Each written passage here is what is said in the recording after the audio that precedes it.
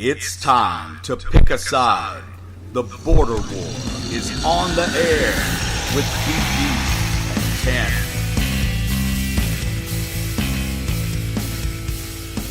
TanMan. All right, everyone out there in podcast land, welcome to the border war. This is episode 66. I'm the TanMan. I'm joined by my partner, BG.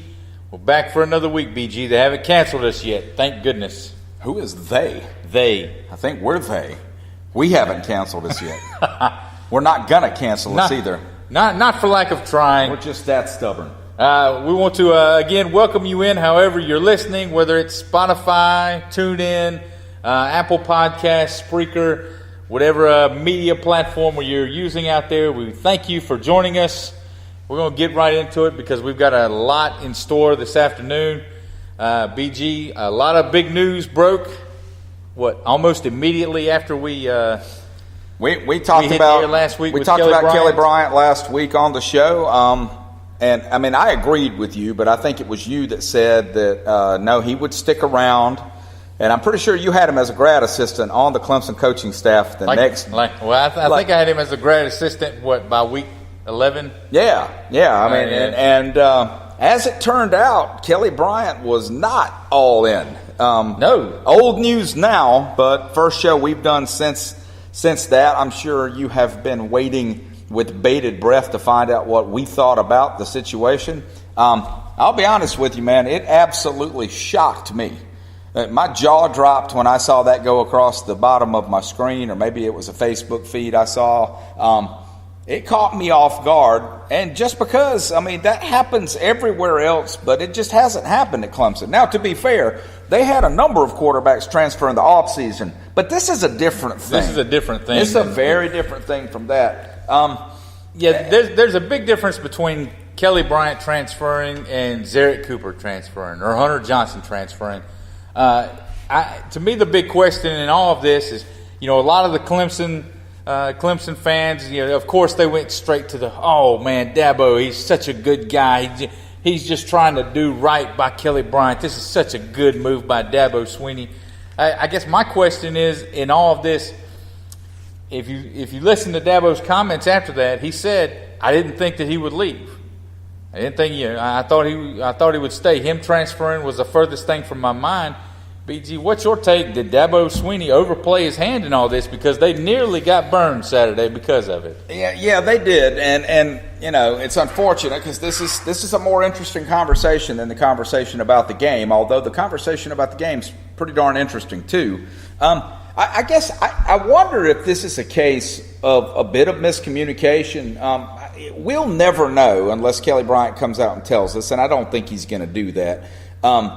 What was said to him in the offseason, leading up to this. Yeah. I don't know if you recall a show we did, I think last summer, and it was right after the Panthers had let their general manager go, and this was when Richardson still owned the team. And I sort of talked about how, I felt like Jerry Richardson had created an atmosphere, not knowing at the time what kind of atmosphere we were talking about, but, that the Panthers were sort of this family team, right? That we're all a big group, and that when certain players felt like he had, the GM had let guys go sort of in a cutthroat NFL way, that went against the grain of what they had been led to believe the Panthers were. Well, in a similar vein, I wonder, and this is just, complete and total, I don't know what the word is, imagination on my part. I don't have anything to go on here. It's just me thinking out loud.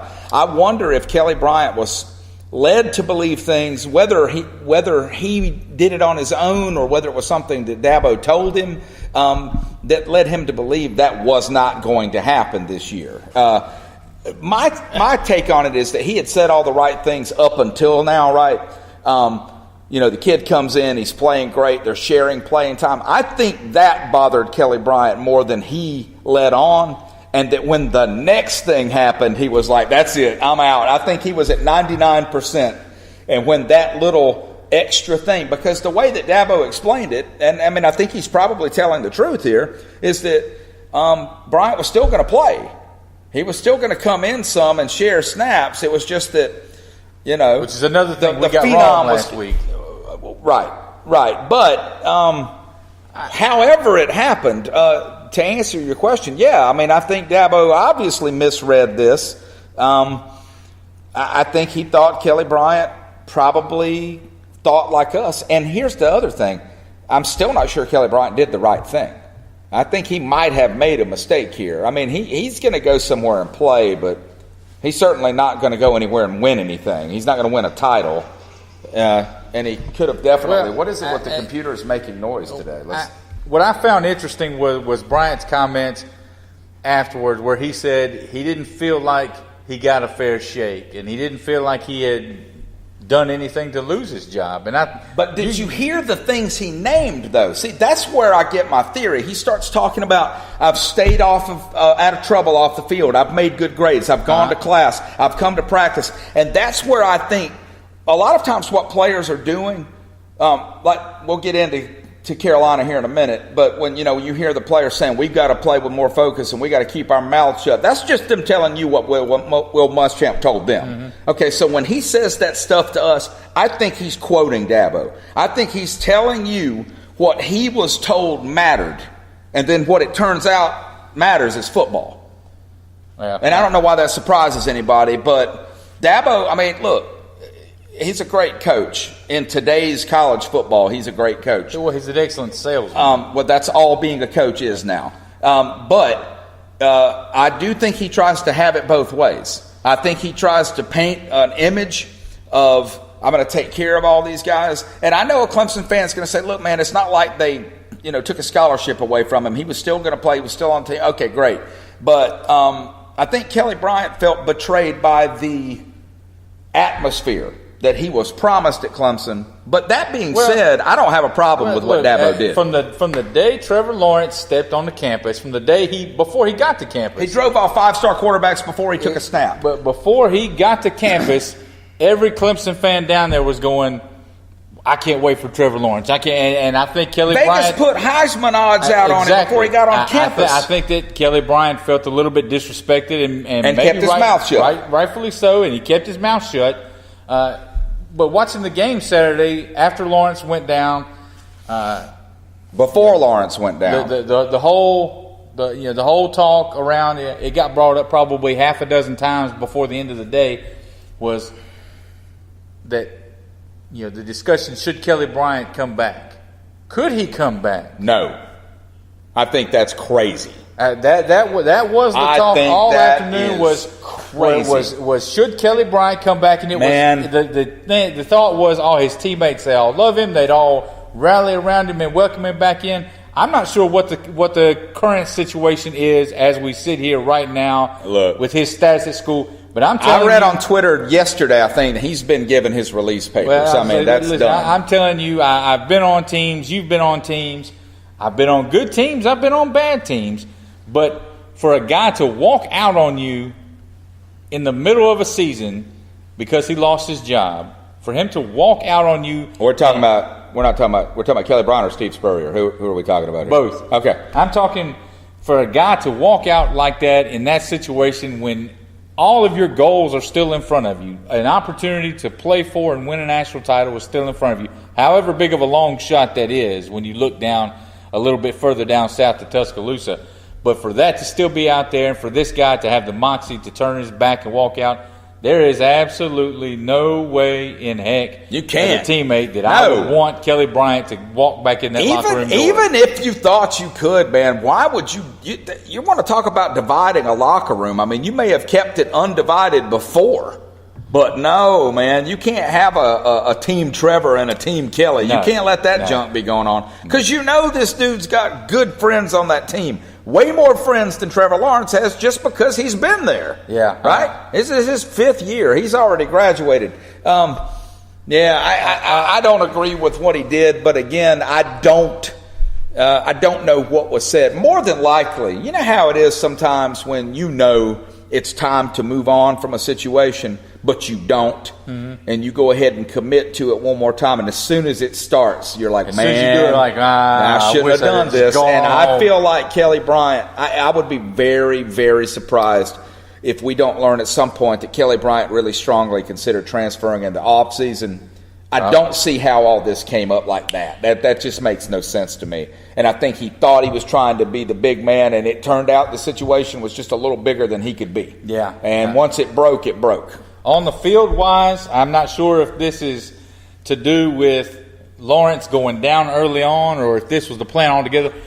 They looked a lot more committed to the run game Saturday. Travis Etienne. Well, they had to be. It was. And we talked about that. We did talk about that. Was a monster. The defense, I think they held. They were getting pushed around a little bit in the first half. Second half, I think they held Syracuse to something in the neighborhood of 57 yards or something like that of offense in the second half. They dialed in. They got a big drive right there at the end. I think I texted you and said, watch, they're going to go right down the field, eat this whole thing up. Syracuse did them a big favor right there at the end. But the penalty was that was the ball game. I guess Dino Babers thinks that he was just going to be able to take those timeouts with him on to next week. I don't know why he let the clock run all the way down to about 30 seconds in that drive. There's a lot of that goes on in college football. I don't understand. They renewed commitment to the running game. The defense dialed in the second half. So that was a totally different football team in the second half Saturday. And, all I heard around here going into the week was all our local guys on both stations thought that Clemson was just going to destroy Syracuse because they were going to be super focused because of last year's game. And I remember thinking over and over, I think you guys are underestimating how big of a distraction this whole thing has been, man. I think that team went out there kind of in a daze. And a noon kickoff. And I don't know that the crowd really knew how to feel. And then you're just expecting Trevor Lawrence to go out there and throw 6 touchdowns, and it's just not that simple. But you're right. In the second half, Clemson showed the football team they are. Not really something to be concerned about. I think the fact that you won a game that you really very well could have lost due to off-the-field distractions, when you couple it with the way South Carolina dealt with their preparation for the football game this week, I think you have to give Clemson a 10. Yeah. Because they were in a situation, an unprecedented situation. That's the kind of thing that could tear your team apart. It's a new rule. Nobody knows how this thing is going to be exploited, I guess, for lack of a better term, this new transfer rule. So you're right. It is Clemson is in an unprecedented situation in a lot of ways. You mentioned your Gamecocks. They went up to Lexington. What was it now? 15, 16, 25 times in a row that Kentucky's beating you guys? 31 times in a row. Yeah. BG, that one was difficult. Well, I told you last week, and we'll get into you making fun of my picks here in a minute. I told you after the show, as soon as I was like, I should have not picked. South Carolina's not going to win this game. There was nothing about it that felt good except for the fact that none of us seem to be able to admit still that Kentucky has a good football team. And that's not the whole story of this game. Kentucky has a good football team. But once again, and it is an official narrative now, South Carolina in a game that matters doesn't show up. At all. And I'll tell you what really frustrated me. There's a lot of things that I could say, but our offensive line looked great in that whole game. And I've seen people post online. Everybody wants to throw everybody under the bus. Jake Bentley was under pressure. Jake Bentley was not under pressure. He got sacked in the second half because we completely abandoned the run and he wouldn't throw the ball. But in the first half, when we did run the ball, Mon Denson was averaging 5.5 yards a carry. I went back and did the math. But then mysteriously he disappears. Our offensive line was pushing their defensive line around. Now their offensive line was pushing our defensive line around too. But what do? We come out on the first play of the game and we throw the ball deep into double coverage. And I told my wife right then, I said, we're going to lose this game. When you're on the road and you have a young, easily distracted team, man, run the football. You've got 3 good running backs. As it turned out, Tyson didn't even suit up. I guess he had a shoulder issue. But you've got Mon Denson, you got A.J. Turner, you've got Rico Dowdle. All those guys are, I don't know, what would you say, B running backs? They're all serviceable running backs. Find out who's hot and then run them. But no, we find out who's hot and then stop running the football. Yeah. And you hear me say that over and over, but I just don't get the play calling. And no, I don't think that's the whole story of why we lost this game. Kentucky wanted it 2 times as bad as South Carolina did. To me, it's hard to look at this thing and take any positives really out of this missed Saturday. I thought defensively, I saw a lot of missed tackles. I saw a lot of poor tackles, a lot of bad angles. But to me, the biggest thing, and I texted you that night, there was a lot of jawing. Oh yeah, a lot of jawing. And I don't get it, man. It seems like it's Benny very Snell easy. rips off a 15-yard run, and we make a kind of halfway decent tackle, and our guys get up running their mouth at him. Rent between the ears for a lot of guys on that South Carolina football team. Rent between the ears is very, very cheap right now. I don't get it. To me, that's a culture issue. That's a program issue. I'll tell you where it shows up. That go on. Where it shows up is in those games, right? Mm-hmm. Georgia, Clemson. When I think what we're saying is we know we're outmatched. Like that game was over before we kicked it off. We can't win the game, so we're going to win the fight, kind of thing. Now I'll be, now Muschamp said what he's supposed to say. And I've posted this week on Twitter, and I've posted it on Gamecock Central, and I've had people on both sites kind of call me out and say, I don't know why you're expecting more from this coach. That's how he acts. But he hasn't acted like that at South Carolina. Can you give me that? I mean, he hasn't blown up on the sideline at South Carolina and ended up on Sports Center. That hasn't happened. No. Okay. Now, he said at the end of this week, or on his weekly teleconference, I guess Sunday afternoon, there won't be any more of that. We'll see. Well, as I was saying, we'll see, because once that starts seeping in, that's kind of becomes who guys are. Here's the thing, though. As a South Carolina fan, I'm not going to – I turned the game off at halftime. And do you know why I turned the game off at halftime? It wasn't because of the score. Same reason I turned North Carolina football games off at halftime? That wasn't quite the same thing. We've done the good. We're doing the bad now. We haven't gotten into the ugly yet. But here's the thing, TanMan. I mean, as big of a South Carolina fan as I am, and you know this, I will tweet you. I pay attention to every sport South Carolina plays, right? Mm-hmm. Okay? I will not support a football program that acts the way our guys acted, and I'm not going to even get into the way a lot of our fans have acted this week. I've kind of gone into the closet as a South Carolina fan right now.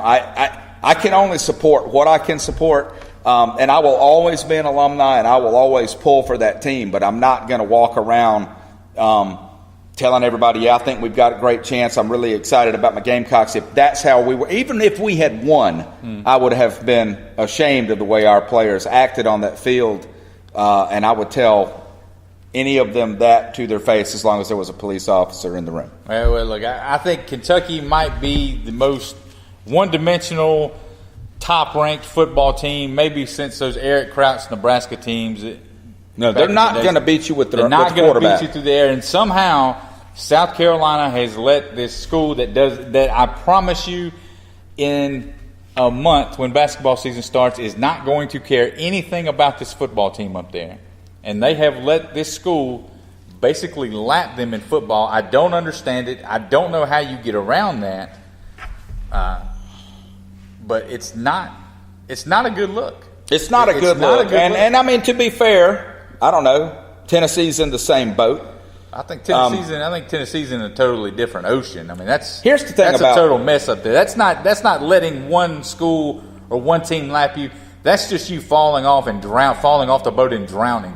And this is going to sound crazy. Tell me if I sound stupid when I say this. Just tell me on air, okay? I was going to say, I got no problem with that. Okay, so true or false? South Carolina, recruiting-wise, over the past 5 years, has better football players than the University of Kentucky. Well, without the official rankings in front of my face, I would have to say, yeah, probably so. I mean, I remember going back and looking after last year's game. It seems like to me, South Carolina, if you take the last 5 recruiting classes and rank them together on 247 arrivals, I'm going to say you end up with something around 21, 22 in the country. Kentucky's probably about 45 to 50. 35 to 45, yeah. Now, you might say, well, what does that matter? My point is that football talent isn't what cost South Carolina that game. A complete lack of focus, discipline, and effort, which, TanMan, just happened to be what Will Muschamp has painted on the walls of the indoor practice facility. Yeah. So, To me, I'll tell you, man, this is a crossroads because this is the first time I've ever tweeted you or texted you and said, this looks like a poorly coached team. And I didn't mean football. Yeah. I meant coached. This team did not look like they were under the control of those coaches. And I found it bothersome. Well, look, very bothersome. Yeah, Jake Bentley has been the brunt of a lot of Gamecock fans' frustration the past few days. And it's been pretty disgusting. Go back and look at the numbers, though. The last 11 ball games Jake Bentley has played, he's got 13 touchdowns and 14 picks. 6 of those 13 touchdowns came in the bowl game to end last year and the Coastal Carolina game this year. You take those 2 away and the numbers really look bad. I think that maybe some fans' expectations might have been just a tad too high. Maybe. I mean, I know. Well, I mean, it's his junior year. I mean, I think at this point, you bring Dan Werner in the offseason, right? Well, and you think, okay, and I talked about it. What did I say all offseason? I thought Kurt Roper had done a bad job with his footwork, with his mechanics. I think I'm wrong. Listen, I just don't think that. I think this is what you've got. There were some fans, some radio host here locally that we won't name, who were saying, "Oh, Jake Bentley's gonna be a 3-year guy. He's gonna leave early for the NFL before the kid ever took a snap." I love an RC Cola with a moon pie, just on the side though. I think that was absurd. I think maybe expectations for this season. I mean, you were one that was looked at the schedule and you hollered 9 wins, maybe 10 wins. Yeah, I think that's completely. out of the picture now. Real quick. What is the chances that we see a quarterback controversy next year? You've got Joyner sitting on the bench. Well, He's probably going to. He's going to. You saw he took some first team snaps. He took some first team snaps. I think. I don't know what that means. Well, I think some of that's just getting him some snaps because Bentley is limited. But what are the chances with Joyner? You got a kid that everyone seems to be really excited in Helinski coming in next year. What are the chances that South Carolina finds himself in a similar situation as Clemson next year at the quarterback spot? I'll tell you, I don't know how much following Ryan Helinski you've done, but I've seen a few highlights. Kid looks good. He's a good quarterback, and he's also got that sort of personality. If you've ever watched him in an interview, and I'm just going to say it like it is, that Jake really just doesn't have. I think that Jake doesn't really seem to strike me as a light the fire, lead the group into the charge. I've seen him try to be that guy, and it's not who he is. It's not who he is. I do think he's a better quarterback than we saw Saturday, but he needs guys. I mean, he left touchdowns on the field, dude. I mean, there are guys wide open. Mm-hmm. I went back and watched the film of a couple. Shi Smith. Some help though. Brian Edwards is a junior, still dropping balls out there. You can't have that. But the pass he dropped was not a well thrown football. Now I'm not trying to put it all on Jake. If it hits your hands, catch the ball. That's the rule. I got you. Then AJ Turner just, I don't know what, falls over 10 yards from the end zone. Shi Smith was open all night, man. I'm telling you, open all night long. Gets 4 targets. I don't know how to explain it, but to answer your question, I think there is a chance. I don't know how good of one, and this is all, of course, made much more complicated by the fact that Jake's father is on staff. Mm-hmm. On staff. I don't think that I'll go the other way. I don't think there is going to be a controversy, and just for that reason. Now, you got Jake Bentley because... Well, a controversy can be caused by fan buzz, though. It doesn't have to come from the coaches. I mean, Let me make this clear to all the South Carolina fans out there who are screaming for wanting, we want a quarterback change. Let me tell you, you ain't getting it. Right. Jake Bentley is your quarterback. He's your quarterback now. He's going to be your quarterback at the end of the year. And unless he gets hurt, he's going to be your quarterback all of next season. I don't think that there is going to really be any sort of legitimate quarterback competition at all. But Joyner will get some snaps next year, but there's not going to be. Listen, though. Bentley is the guy. Listen, if you're Will Muschamp, right, you're in your second tenure as an SEC coach, and so far, yes, you have made massive improvements to the team at South Carolina because you inherited an absolute dumpster fire. Mm-hmm. But you're in your 3rd year now. 2/3 of the team are your guys. Okay, now here's my question. you know that this is your last shot. If you thought DeKerion Joyner could win you more games right now, or Jay Urich, or Michael Scarnecchia, if you thought those guys could win you more games than Jake Bentley, you're going to let Bobby Bentley being on your staff stop you and get your butt fired? I see what you're saying. I know. I hear you. But to me, I think what it means is that Jake Bentley is the best option at quarterback, even though he's not any good. I agree with you. I don't think it's a Bobby Bentley thing. I think he's just the best we've got. Look, man, listen.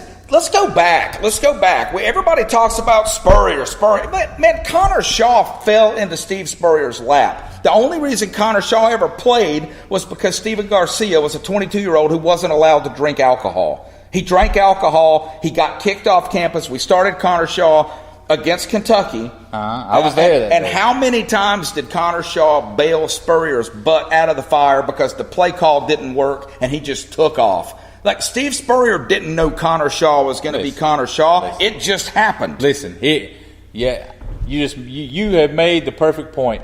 The reason that you guys and South Carolina fans can't get over this is because every time Jake Bentley does something or every time there's a mistake, he's compared to Connor Shaw, right or wrong? Oh, absolutely. It's like Connor Shaw he overachieved. He exceeded every expectation that anybody had for him when he went down there, and for whatever reason, he has cast a shadow over that quarterback position down there. Well, because we have never had any good quarterbacks. People talk about Todd Ellis. Man, go back and look at Todd Ellis's stats. You will laugh at the number of interceptions that dude threw, man. It is comical. Steve Tannehill had some good years, but he did not play for good teams. Look, Connor Shaw, everybody out there, Connor Shaw is gone. He is not coming back. Let it go, man. Well, I mean, let it go. It's over. But my point about Connor Shaw wasn't to compare him to Jake Bentley. My point is, people act like this team had something figured out back then that they don't know anymore. No, they didn't have anything figured out then either. No, they had a ridiculous amount of talent on defense, a guy who was the number one pick in the draft one year, and a quarterback who just had it. He was a gamer. He just had it, man. But that's the thing I come back to on this team. Who is the guy on either side of the ball who has it? Because right now it's not Debo. I don't know where Debo's head is, but it's not in the football game. I did think offensively. I don't know. I think T.J. Brunson still plays a good football game. He was still laying wood the other night, and I saw him in other people's faces trying to hold them back and tell you. I mean, you got Gamecock players on the field telling other defensive players, "Stop running your mouth," like they're walking up and telling them. In the game, it was an ugly look. Well, and speaking of, as I say, speaking of ugly looks, this one is almost a week old now. So we've got other things to discuss before this episode is over with. So we're not going to spend a lot of time on this. I just want to say that this might be the last time, as far as I'm concerned, that we talk about North Carolina football. For now, because I like to talk about interesting things. I like to watch interesting things. There's absolutely nothing interesting going on up in Chapel Hill with the football program. You and I talked in the offseason about how we didn't understand where these 2-win predictions were coming from. Maybe those folks were on to something. Maybe those 2-win predictions, maybe that was a pipe dream at this point. It's not a question of if Fedora gets fired, it's when. Well, that's what I'm saying. I mean, there's no reason to keep putting this on the itinerary and discussing this every week. I thought the Miami game, you thought East Carolina was rock bottom. No, I think Miami was rock bottom because this was national TV. This was Thursday night. You had the stage all to yourself. And I get that Jonathan Vilma was in the booth, a Miami guy. They were basically laughing at North Carolina during the ball game. I mean, it's not even the fact that they're bad. It's that they're just completely irrelevant. You look at a lot of the message boards, and I don't follow the message boards like you do sometimes, but I thought, I'm going to get on there and check it out, see what they have to say. There are actually people who are having actual legitimate discussions about whether or not North Carolina should go and make a play to bring Mack Brown back. Mack Brown left 20 years ago, man. Yeah, and he's, 73 years old? 74? I mean, it's just absurd. And I get that the $14 million buyout is high. I totally understand that. But as long as they're going to continue to trot this dumpster fire, which is what it's become. I hate to say it because we've talked about it 100 times. You and I both defended Larry Fedora. I'm a Larry Fedora fan, and I hope that wherever he goes next, I wish him great success. I hope he lands on his feet, and I hope that I hope he gets someplace and turns them around and has a great rest of his career. Whatever has happened, it is not working in North Carolina. When you miss John anymore. Bunting, that's a bad sign. I mean, you look at the other coaches that are having a tough time, and the two that really jump out at you are Scott Frost at Nebraska, yes, Chip Kelly at UCLA. Scott Frost is dealing with a passionate fan base. He's a Nebraska guy. They all are confident in him, and I am too, that eventually that's going to be a good hire and going to turn around. Chip Kelly, he runs a certain special type of offense. It takes a special kind of guy to get in there. I believe Chip Kelly is going to get that turned around with his, with his style. He's going to be out there on the West Coast, but they're first-year coaches. First-year coaches. This is not a first-year coach. Fans are totally uninterested in Chapel Hill right now. They have checked out. It's impossible, really, at this point, to watch. And again, like you said, this is a university that has put some money into football in the past couple of years. And here's the other thing, man. You're not in Clemson. You're not in Clemson's division. Like the Coastal is right there for you, man. Like, and I mean, I know you're terrible right now, but so is everyone else. There is no real national title contender in that half of the division. Yeah, and this is what. And this is a team that's 2 years removed from playing for the whole thing. I mean, what grinds my gears is everyone always goes, whoa. We're not allowed to say that. Oh, sorry about that. Our legal department is They've already texted us and scolded us for that one. But what gets on my nerves... Very angry, massive man out there somewhere sitting in a large yellow shirt and a tiny chair. Yellow, it could be red, it could be blue. It's still massive. What gets me is that North Carolina has this reputation. They don't care about football. All they're worried about is basketball. But when you read some of these things, you see the frustration from the fan base. They do care about football, and it's up to the school to give them a reason to come out. Care about. Give them something to care about. And right now, they just simply have not. Yeah. And I don't know another way to put it. So, North Carolina, if you want us to continue to talk about North Carolina football, win games, be interesting. Because right now, I said it when we opened the South Carolina segment, there's not a lot of positives to take from the Kentucky game. There's not a lot of positives to take at any point during this football season. And frankly, I'm just a little frustrated and a little tired of trying to put lipstick on a pig, so to speak. I got you, man. No, I mean, it was really ugly. And I was watching through the first half, and I was hoping they would make it a game. And I mean, I'm sitting in the chair. It was like 14-10. I doze off because I can't sit in my chair and recline and not fall asleep. I wake up and it's like 33-10. I'm like, okay, well, I guess I can go to bed now. Right. And I did. Well, I mean, if you're like me, you care about anything that has your logo on it. I don't care if it's a underwater basket weaving contest. I might not find it enjoyable, but since we're having it, I'm going to go ahead and pull for my team. Yeah. It's a bad product on the field for both of us. I think for us, right now, it's a cultural kind of mental issue. I don't know what it is for North Carolina. I think it may be a combination of a lot of those things. It's not just one. It's certainly a team with zero confidence. I think that was really. I mean, it's readily apparent. Yeah, but Miami is a good team. They're not a 47-10 team. I mean, North Carolina has enough talent to make it a game until halftime.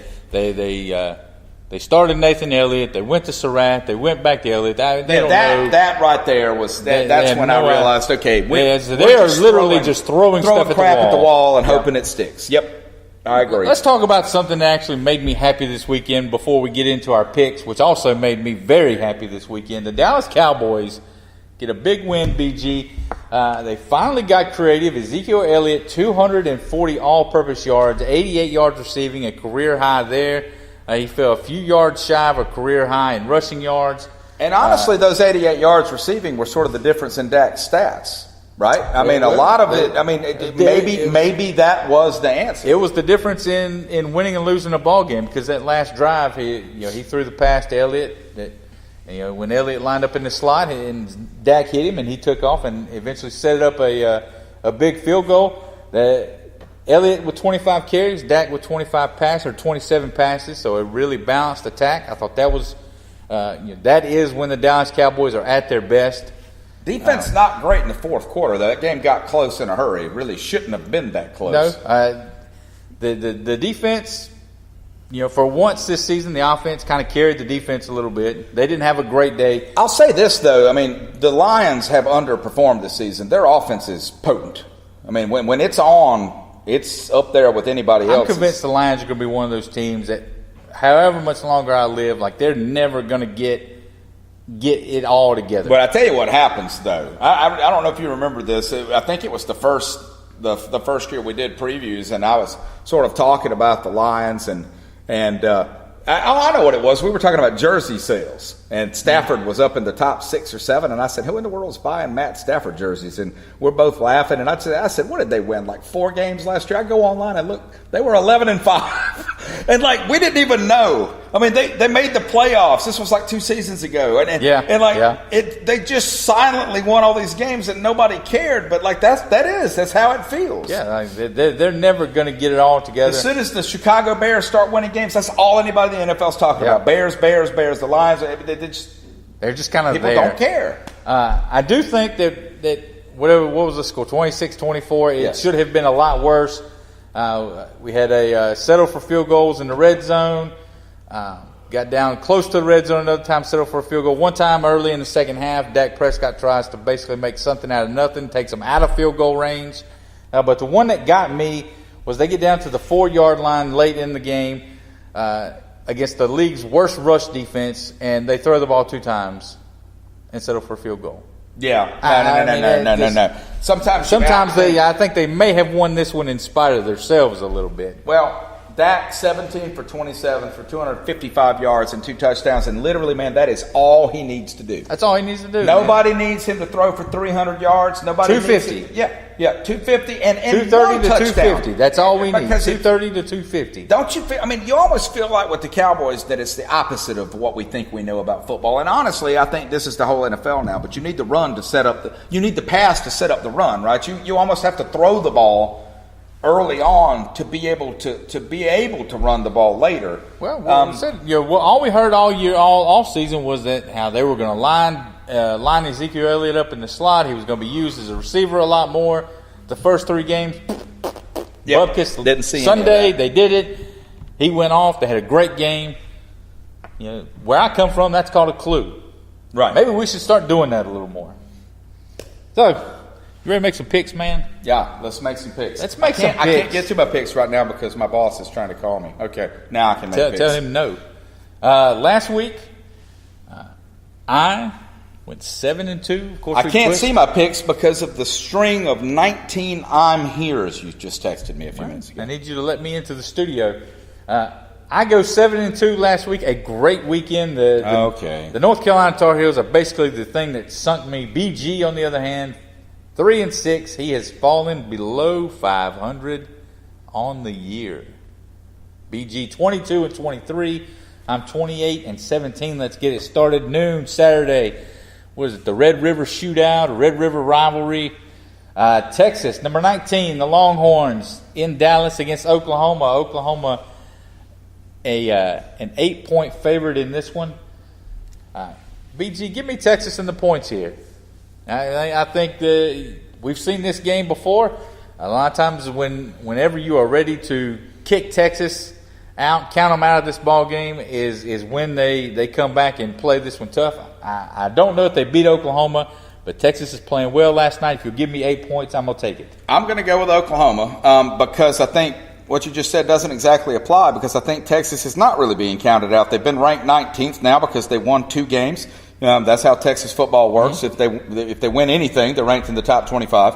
I suspect that Oklahoma is they've fallen off a little, like they're not being talked about as a Final Four team right now. I think what, 33 points to Baylor? Yeah, well, I get it. That's a lot of points. But Baylor's maybe not good. Maybe they drank a little of their own Kool-Aid. You never know. But they'll be up for this game. I think Oklahoma wins it by about 10 to 12 points. Also at noon, Missouri at South Carolina. Somehow, I don't get it. Somehow the Gamecocks are a favorite in this one. They are giving up a point. BG, how confident in you on your Gamecocks in what's basically a pick 'em? I think at home, with a little bit of probably brutal practices this week. I don't think they'll look great, but I think they'll cover this spread. I'm going to take the Gamecocks. I agree with you. At one point, basically, am I willing to pick Missouri to win the ball game? No. Right. No, I'm going to go with Gamecocks on that one. Well, let's remember that South Carolina, in a point of their season last year, they weren't playing well at all, went out to Missouri and just buried them. Yeah. Number 4, Clemson, 3:30, traveling up to Winston-Salem, taking on Wake Forest. The Tigers giving up 18, Wake plus 18 on this one. Dabo Swinney's trying to talk up the Demon Deacons about how this is going to be a massive challenge. You thought last week that there would be a little bit of a wake-up call going into that Syracuse game. This is the wake-up call. I think Clemson demolishes Wake Forest on the road Saturday. I'm going to go with you on that one. I don't see Wake pretty much got crushed by Notre Dame. Clemson's a much better football team than Notre Dame, I think. There's one, your nemesis, not Clemson, the Kentucky Wildcats. Well, they're both going to join the 5-win straight team. All the way up to number 13. That feels odd to say. Going to Texas A&M, the Aggies 6-point favorites in this one. Now, Kentucky's been getting a lot of talk. Now we get to find out whether or not the Wildcats are really for real. Yeah, that's exactly right. I'm going Texas A&M in this one. Now I'm going to give up the points. I'm going the Aggies at home. They beat Kentucky beats Florida, it's at home. They beat South Carolina, it's at home. They have not been anywhere yet that's going to be loud and as crowded as what they're going to see down there Saturday. Yeah, I think Texas A&M wins this game by, I don't know, I'm going to say 10 points. Kentucky's defense should have given up 3 touchdowns. They didn't give up Saturday. They can't help that we have a quarterback who can't hit an open guy right now. I don't think Texas A&M's freshman quarterback is going to make that mistake. No. I think they will score some points. Here's one, maybe the most interesting game of the weekend. Number 6 Notre Dame going to Blacksburg to take on Virginia Tech. Which Virginia Tech? That's the question. Virginia Tech is getting 6.5 points in this one. This might be the last thing standing between Notre Dame and a berth in the college football playoff. And they know it. They know it. Virginia Tech knows it. I'm going to take Virginia Tech and the 6.5 points, but I think Notre Dame wins in a tight one. I'm going to go with the Irish to cover this one. I think that they win it by at least a touchdown. The bye week, North Carolina takes on the bye week. The bye week gets a... I'm going with the bye. The bye week. You kind of interrupted my joke before I could finish it. Thanks a lot. I didn't interrupt it. I stole it. No. I took it. Jaguars at the Chiefs on Sunday afternoon. The Chiefs -3. Maybe the hottest team, the biggest story in football right now. Pat Mahomes and the Chiefs offense against the Jaguars defense. Probably the best defense or one of the best defenses in the NFL. BG, where are you going? Oh, boy. I tell you, man, this is a tough one here. I'm going to go with the Chiefs. I'm going to stick with the Chiefs on this one. I'm going to take the Jaguars on the road. You go with the Jaguars. I mean, you might as well just become a fan of them. Become a Jaguars. If they put a little teal around those numbers, you'd be all on board. I probably would be. Yeah. At some point, the Pat Mahomes train is going to run into a brick wall. And I think the same thing, but I can't quite make it. At some point, he's going to hit a wall. I think he hits a wall Sunday. Giants at the Panthers. Panthers giving up 7.5. I'll give the points. Panthers win this one fairly easily. Can the Giants score 7.5 points? Yeah, give me the Panthers. Next up, what many folks thought was a potential NFC title preview, a NFC title game rematch. Actually, Vikings at the Eagles. Does not have that shine right now. Eagles -3. The shine has worn off of this one just a tad. Yeah. You don't want to take either one of them right now. At home, I'm going to take the Eagles. I give you the 3 points. I don't know which Vikings team is going to show up. I'm going to roll the dice and say that it's been 2 weeks. Cousins has another good game. Let me have the Vikings in this one. Sunday night, the Dallas Cowboys head to Houston, fresh off their big win against the Lions. They are getting 3.5 versus the Houston Texans. I will take the Cowboys in this one. I think maybe they finally, hopefully, fingers crossed, got a little more creative on offense. They're going to use Zeke. Cowboys are going to win this one outright. Yeah, I'm going to go with the Cowboys too. The Texans, they look better on offense and better on defense Sunday, but they still look like they've got a lot of keys finally run out of out. time. Redskins, Saints -7. BG. Let me have the Redskins. And I will take New Orleans. They're going to beat Washington by more than that. Make sure you tune in. Follow us on Twitter at The Border War. Tell your friends about the show. Don't let them listen to crappy local sports talk radio.